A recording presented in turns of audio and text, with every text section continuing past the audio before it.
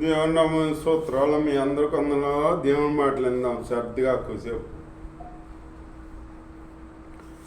బైబిల్లో న్యాయాధిపతుల గ్రంథంలో అప్పుడు ఇశ్రాయేలు ప్రజలకి రాజు లేడు. రాజు లేకపోతాం ఇశ్రాయేలు ప్రజలు సెలసీరు అయిపోయారన్నమాట. ఒకరికి సంబంధం లేకుండా శత్రువులు వచ్చి మీద పడిపోయి అట్లా అయిపోతుందన్నమాట.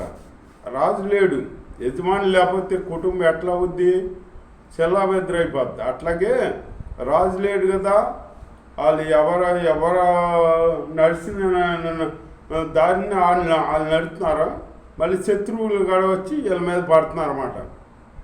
పడుతున్నారు. అట్లాంటి దినాల్లో దేవుడు వాళ్ళని కనికరించి వాళ్ళకు ఒక కార్యం చేయాలని ఆలోచించి అలాగే సంసోన్ అని ఒక ఆయన్ని చేయాలని అనుకున్నాడు అన్నమాట. అనుకుని దేవస్తోత్రం అనుకుని మనోహ అని ఒక ఆయన ఉన్నాడు. ఆయన భార్య గొడ్రాలుగా ఉన్నమాట. గొడ్రాలుగా ఉంటే వాళ్ళ పిల్లలు లేరు. పిల్లలు లేకపోతే అప్పుడు ఆవిడ గర్భాన్ని ఈ సంసోన్ని జన్మింపజేయాలని అనుకున్నాడు అన్నమాట. అనుకుని దేవదూత మనోహ భార్యతో మాట్లాడింది. వచ్చి మాట్లాడి ఇట్లా అని నువ్వు పిల్లాడిని కంటావు, ఆ పిల్లాడు పుట్టింది మనం మొదలుకొని నాజీరు చేయబడిన వాడవుతాడా అని చెబితే అది చెప్పి వెళ్ళిపోతే ఈ భార్య మనోహ దగ్గరికి వెళ్తుంది. వెళ్ళి ఆయన చెబుద్ది, నాకు దేవుడి దూత కనపడింది. దేవుడి దూత కాదు, ఒక దూత ఒక మనిషికి అబడ్డాడు అని చెబితే ఎవరు తెలియదు కదా. అప్పుడు మనోహ వచ్చి మళ్ళీ ప్రార్థన చేస్తాడనమాట. ప్రార్థన చేసి నా భార్యతో మాట్లాడిన దూత మళ్ళీ వచ్చి నాతో మాట్లాడేటట్టు మీరు సహాయం చేయండి ప్రభువా అని దేవుడికి ప్రార్థన చేసాడనమాట. చేస్తే అప్పుడు దేవుడు మళ్ళీ దూతను పంపించాడు. మనోహ కాడ ఉన్నప్పుడు ఇద్దరు భార్య భర్తలో చేలో ఉన్నప్పుడు పంపించాడు అన్నమాట. పంపిస్తే అప్పుడు చెప్పింది దూత, మీకు కుమారుడు పుడతాడో, ఆ కుమారుడు పుట్టింది మొదలుకుని నాజీరు చేయబడిన వాడాయి, ఆ కుమారుడి తల మీదకి మంగళ కత్తి రాకూడదు, నాజీరు చేయబడిన వాడై ఉంటాడో, ద్రాక్ష రసం కానీ మద్యం కానీ ఏది తాకూడదు అని దేవుడు చెబుతాడు. అక్కడ చెబితే ఇవన్నీ విన్నాక అప్పుడు చెప్పి వెళ్ళిపోతుంది దూత. వెళ్ళిపోయిన తర్వాత వీళ్ళు ఇట్లా ఉండగా అప్పుడు మనోహ గర్భవతి అయ్యి నెల నుండి అప్పుడు ప్రశ్నమయ్యి పిల్లోనికి అంటదన్నమాట. సూత్రం, దేవుడి సూత్రం, హల్లెలూయా. పిల్లోనికి అంటది. ఆ పిల్లోడు పేరు సంసోన్ అని పెడతారన్నమాట.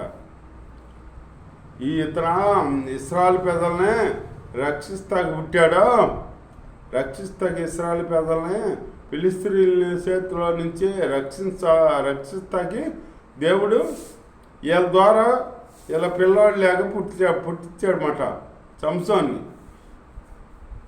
పుట్టిస్తే ఆ సంసోన్ పెరిగి పెద్దోడు అవుతుంటే పెద్దోడు అయ్యి కొద్దిగా పెద్దోడు అయినాక ఊళ్ళు చూడాలని వెళ్ళాడనమాట. ఊళ్ళు చూడాలంట.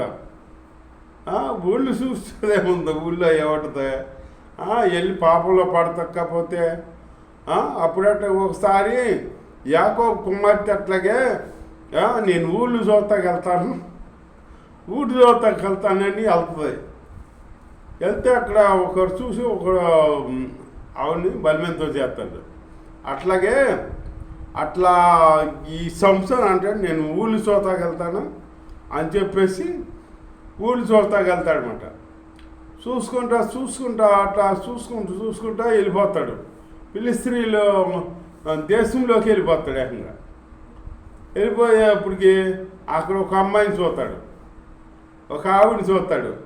ఆవిడ అందంగా ఉండదు, బాగా అందంగా ఉండేటప్పటికి ఆవిడ్ని మోహిస్తాడు, ప్రేమిస్తే వచ్చి తల్లిదండ్రులకి చెబుతాడు అనమాట.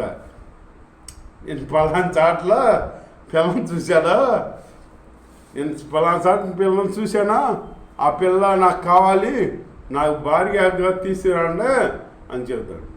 చెబితే ఈ తండ్రి ఏమంటాడు, నువ్వు మన ఇస్రాయేలు పెద్దల్లో పిల్లలు లేరనుకున్నావా, నువ్వు ఆ ఫిలిస్తీయులు రాజ్యం అక్కడికి వెళ్ళి దేశంలోకి వెళ్ళి చూసావా, ఆ పిల్ల ఎందుకు నీకు అంటే, ఏమో నాకు తెలీదు, ఆ పిల్ల నాకు నచ్చింది, నాకు తేయండి అంటాడనమాట. ఏంటంటే వీళ్ళు ఏం చేస్తారు, ఎంతగా చెప్పిన వినపోతే వీళ్ళు ఏం చేస్తారు, దేవుడు ఇశ్రాయేలు ప్రజల్ని రక్షిస్తాకి ఈ ద్వారా పుట్టించాడు ఇతన్ని సంసోన్ని. ఏమో దేవుడి చిత్తం ఎలా ఉందో ఇతని పక్షాన అని చెప్పేసి వాళ్ళు మెల్లకుండా ఊరుకుంటారు. ఊరుకునేటప్పటికి వీళ్ళని తీసుకుని వెళ్తాడు ఒకసారి. ఏది ఎక్కడికి, ఆ పిల్లని చూతాకి వెళ్తాడనమాట. తల్లిదండ్రిని తీసుకుని తల్లిదండ్రి వెళ్ళి నడుస్తారో, తల్లిదండ్రి వెనక ముగ్గురు నడిచి వెళ్తారా. ఒకసారి నడిచి వెళ్తా సంసోను ఆగుతాడు. ఎందుకు ఆగుతాడంటే, ముందులో వెళ్ళినప్పుడు ఆ సింహం ఒకటి కనపడుతుంది. సింహం కనపడి బొబ్బర్లు వెళ్తూ సంసోన్ని మీదకే దూకి తినేద్దామని దూకుద్ది మాట. దూకితే అప్పుడు దేవుడి ఆత్మ ఉంది కదా, దేవుడి ఆత్మ వచ్చి సంసోన్ని అప్పుడు ఆ సింహాన్ని ఇట్లా మేకపిల్లని తీసేస్తాడు. చేసి అక్కడ పడేస్తాడు కలేబరం. ఆ కలేబరం ఎట్లా ఉందో చూద్దామని వీళ్ళ వెనక్కి తగ్గాడనమాట. తల్లిదండ్రి ఏమో ఆయన ఎదురుకి వెళ్ళిపోయారు, ఈయనేమో వెనక్కి తగ్గాడు. వెనక్కి తగ్గి ఆ కలేబరం దగ్గరికి వెళ్ళాడు అనమాట. సింహం కలేబరంలోకి వెళ్ళి చూశాడనమాట. చూస్తే సింహం కలేబరంలో ఏముంది, తేనె చుట్టు ఉంది.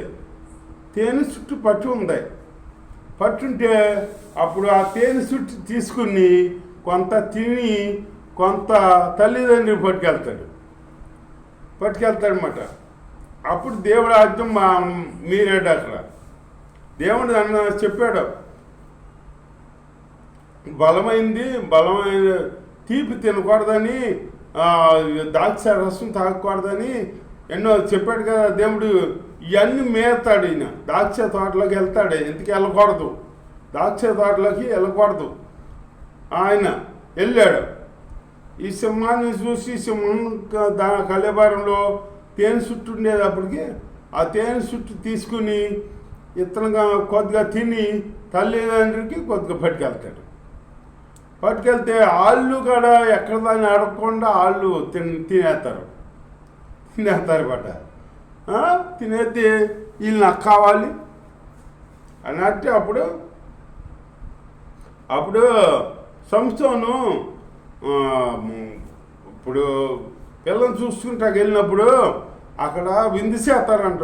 10 రోజులు 10 దినాలు విందు చేస్తారంట. వాళ్ళ ఆనవాళ్ళ ప్రకారం అట్లా చేస్తారంట. 10 రోజులు విందు చేసేటప్పుడు ఒకసారి విందు చేస్తా ఉండగా ఒక పొడి కథ వేస్తాడు సంసోను. బామ్మర్దులకి ఒక కథ వేస్తాడనమాట.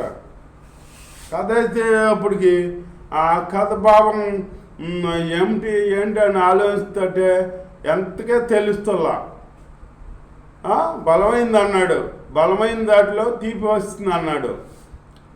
ఏంటి బలమైంది, ఏంటి తీపి ఎత్తి ఎట్లా వచ్చింది అని ఆలోచించుకుంటే తల బాదుకున్నా ఇలా తెలుతుల్లా. ఇలా ఎలా తెలుస్తుంది, ఆయన దేవుడు ఆత్మ కలిగినోడు. ఆయన ఆయన వేసింది వీళ్ళకి ఎలా తెలుస్తుంది? తెలియదు కదా. తెలకపోతే ఆలోచించుకుంటా ఉంటారన్నమాట. ఆలోచించుకుని భార్య అనే అంటారు, సంసోను భార్య అని. నీ భర్త ఒక పొడుపు కథ వేసాడు కదా, ఆ కథ నీకు చెప్పేమంటాడు కదా, ఆ కథ బావ మాకు చెప్పు, లేకపోతే నిన్ను నీ తండ్రిని అంటారన్నమాట. ఆ సంసోనికి తెలియకుండా ఈవిడేమో ఈ రహస్యం తెలుసుకుని వాళ్ళకి చెప్పాలని ఈవిడ చూద్ది. అలా చూసేటప్పటికి నన్ను ప్రేమించా అన్నావు, ఈ రహస్యం చెబుతలేదు, మా వాళ్ళకి కథ వేసావు కదా, దాని బాబు ఏంటి అని అంటే, సర్లే నా భార్య కదా అని చెప్పాడన్నమాట. చెప్పేటప్పటికి ఈవిడేమో వాళ్ళకి చెప్పింది. వాళ్ళకి చెప్పేటప్పటికి ఆ 10 రోజులు అయ్యేటప్పటికి వాళ్ళేమో పొడుపు కథ చెప్పేశారు. బలమైంది ఏంటి?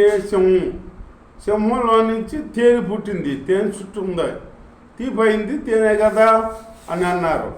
అంటేను ఎలా తెలిసిందే అని చెప్పేసి ఈయనకి మైండ్ పోయి ఆ విత్తాన్న వాటికి ఇచ్చేసి వాళ్ళకి వెళ్ళిపోయి ఒక గుంటనక్కను పట్టుకుని ఒక 100 గుంటనక్కలో ఎన్నో పట్టుకుని ఆ గుంటనక్కలను ఒకదాని తోక ఒకటి కట్టి ఆ తోకల మధ్యలో దివిటీలు పెట్టి వెలిగించి ఫిలిస్తీయులు పంటలు చేయలోకి వదిలేసాడనమాట. అయ్యేమో పంటలు చేయాలి కదా, ఈ దివిటీలు కదా కాలిపోయినాయి, పంట కాలిపోయిందన్నమాట.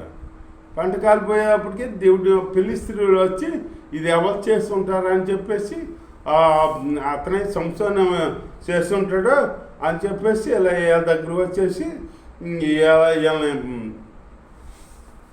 పట్టుకో ఇట్లా చేసాడు సంసోను అని చెప్పేసి వీళ్ళ దగ్గరకు వచ్చి గొడవ పడతారు వాళ్ళు. అట్లాగే దేవుడి ఆత్మ కలిగి ఉంటే మనం ఏదైనా చేయగలం. దేవుడి ఆత్మ కలిగి ఉండాలన్నమాట.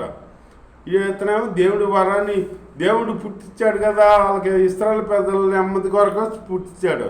పుట్టిస్తే ఇతనేమో సొంత నిర్ణయం తీసుకుని ఆయన సొంత నిర్ణయం చప్పుడే ఆయన నెరవేర్చుకుందామని చూశాడనమాట. అలా చూస్తే దేవుడు మరి ఊరుకోడు కదా. దేవుడు ఒక విధంగా పుట్టించాడు, ఈయన ఒక విధంగా ఉంటే ఎట్లా కుదిరిద్ది? అట్లా ఉంటుంటే సంసోను అట్లా చేస్తాడనమాట. చేస్తుంటే అట్లా ఉండగా ఫిలిస్తీయులకి సంసోన్కి యుద్ధం జరుగుతూ ఉంటుంది. అట్లా ఉండగా ఇట్లాగా జరుగుతూ ఉండగా పెళ్లి కాడ చేసుకోడు, మళ్ళీ ఏదో మండిపోయి అక్కడికో వెళ్ళిపోయి ఉంటాడనమాట గృహలో. అట్లాంటి జీవితం దేవుడి ఆత్మ కలిగి ఉన్నాడు కదా. దేవుడి ఆత్మ కలిగి ఉన్నాడు, దేవుడి ఆత్మ కలిగి ఉండాలి. దేవుడి ఆత్మ కలిగి ఉన్నాడు లోకంలోకి వెళ్ళకూడదు, లోకంలోకి వెళ్ళి లోకంలో అయ్యి చేయకూడదు. అట్లా జీవితం మనం చేయకుండా దేవుడిని అంటిపెట్టుకుని జీవించాలి. దేవుడు ఇచ్చిన మాటలు దీవించగాక. ఆమేన్. హల్లెలూయా. స్తోత్రం. మట్టిలో హల్లెలూయా.